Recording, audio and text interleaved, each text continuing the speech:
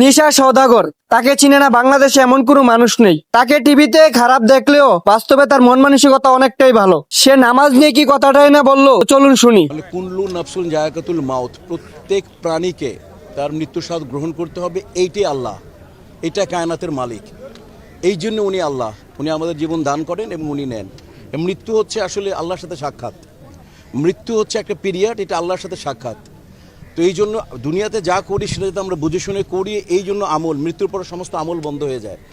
যে উনি যে ভালো কাজ করবে সেটা প্রচলিত থাকবে, তার ভালো সন্তান রেখে গেলে সেটা প্রচলিত থাকবে, এবং তার সাদকায়ে জারিয়া, ওনার নেক আমল।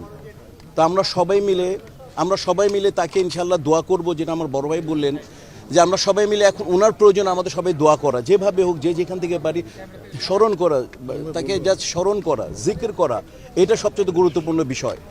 তো উনি কত বড় কিংবদন্তি ছিলেন, আমরা কাজ করেছি, এবং তার সহকর্মী উজ্জ্বল ভাই, আমার বড় ভাই ড্যানি ভাই, উনি আমাদের সাথে কাজ করেছেন। আব্বা আব্বা আব্বা আব্বা জান বলে উনি কথা বলতেন না, এবং বাংলা চলচ্চিত্রে আধুনিক নাচকে উনি ইন্ট্রোডাকশন করিয়েছেন। বাম পাশে ওনার স্টুডেন্ট, অসংখ্য স্টুডেন্ট তার।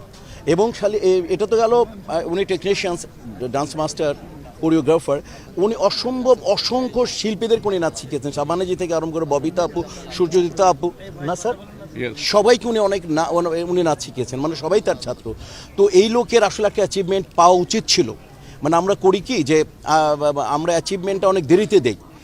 এটা অ্যাচিভমেন্টটা আমার মনে হয়, আপনি আমাকে ভালোবেসে যদি একটা হাসিও দেন, জীবিত অবস্থায় আমাকে যদি একটা হেসে একটা হাসিও দেন, আমার ওটা মনে থাকবে। মরার পর আমাকে যদি আপনি ফুল দেন বা আমাকে কোনো আপনি পুরস্কারে ভূষিত করেন, ওটা কোনো মূল্যায়ন থাকে না।